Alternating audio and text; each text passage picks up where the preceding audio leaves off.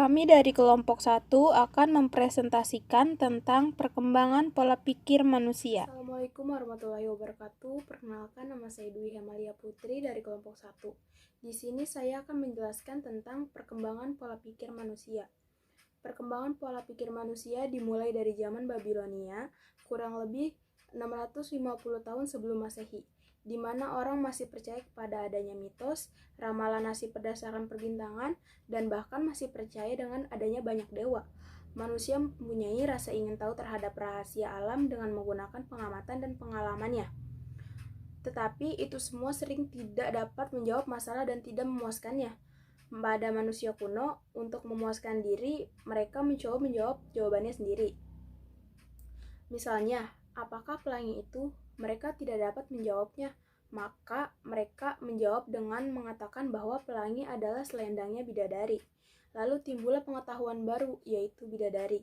Dengan rasa ingin tahu, manusia mampu mengembangkan pola pikirnya secara luas.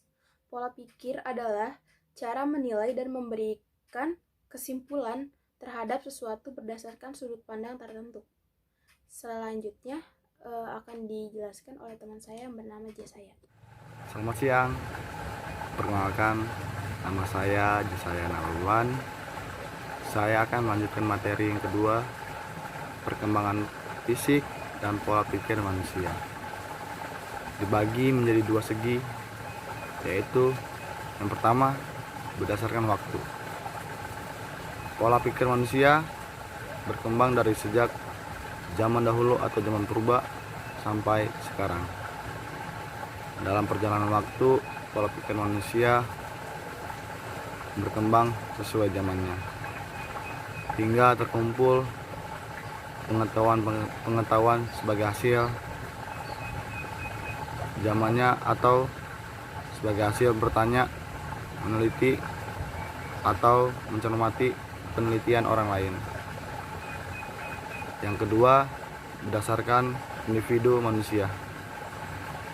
Dalam pola pikir manusia berkembang dari sejak ia dilahirkan sampai akhir hayatnya. Dalam perjalanan kehidupan manusia, seseorang ia akan selalu belajar sesuai dengan tahap perkembangan mental dan fisiknya hingga diperoleh kumpulan pengetahuan baik sebagai hasil belajar dari lingkungan hingga pengalaman pribadi maupun secara formal di sekolah pribadi maupun secara formal di sekolah atau di lingkungan masing-masing. Terima kasih. Buat materi selanjutnya akan dijelaskan oleh teman saya, yaitu bernama Iqbal.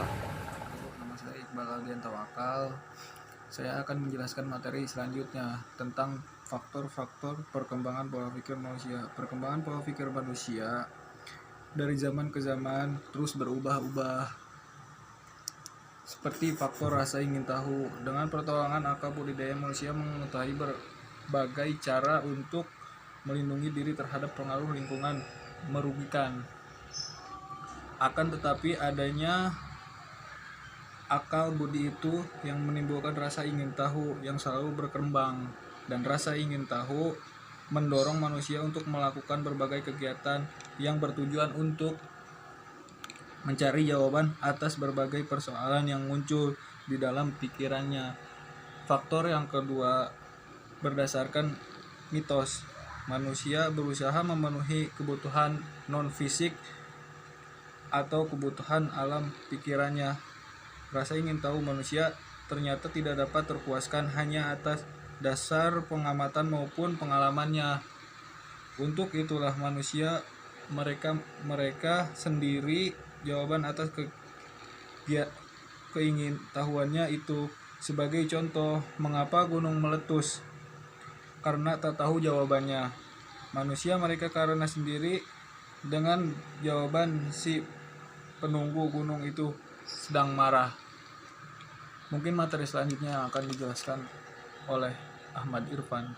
Assalamualaikum warahmatullahi wabarakatuh. Saya akan menjelaskan Materi keempat, sejarah perkembangan pola pikir manusia. Menurut Auguste Comte 1798 atau 1857 Masehi, dalam sejarah perkembangan pola pikir manusia baik sebagai individu maupun sebagai keseluruhan berlangsung dalam 3 tahap. 1. Tahap teknologi atau tahap fiktif. Tahap di mana manusia menyusun mitos atau dongeng untuk mengenal realita atau kenyataan. Mitos menurut C.A. Van Peursen adalah suatu cerita yang memberikan pedoman atau arah tertentu kepada sekelompok orang. Cerita itu dapat diturunkan, dapat pola diungkapkan lewat tarian-tarian atau pementasan wayang. Disebut inti cerita adalah lambang-lambang yang menetuskan pengalaman manusia, juga lambang kejahatan dan kebaikan, hidup dan kematian, dosa dan penyucian, perkawinan dan kesuburan, virus dan akhirat. 2. Tahap filsafat atau tahap metafisika.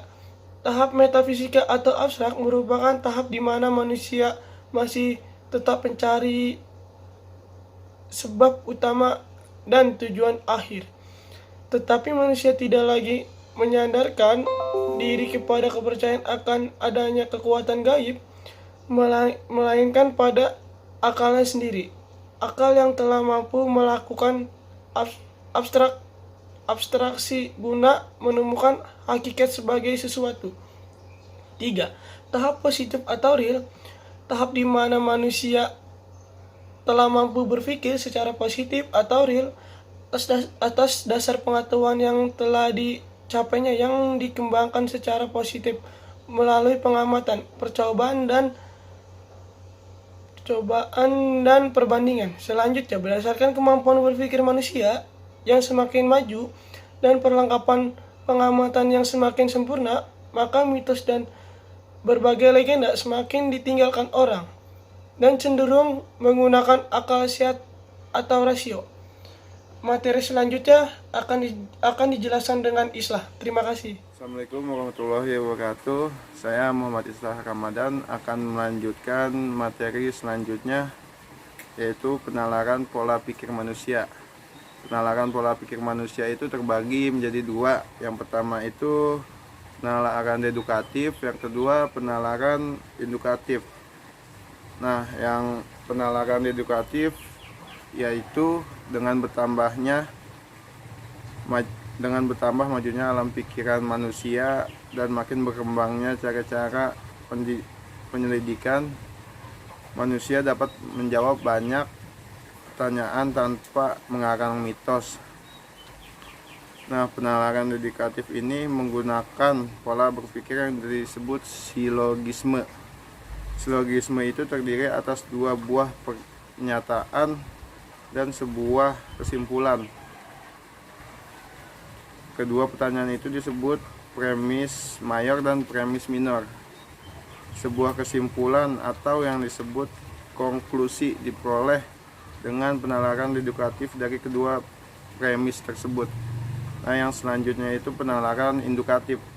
Penalaran indukatif ialah cara berpikir dengan menarik kesimpulan umum dari pengamatan atas gejala-gejala yang khusus, misalnya pada pengamatan atas logam besi, tembaga, aluminium, dan sebagainya. Jika dipanasi ternyata bertambah panjang. Dari sini dapat disimpulkan secara umum bahwa semua logam jika dipanasi akan bertambah panjang.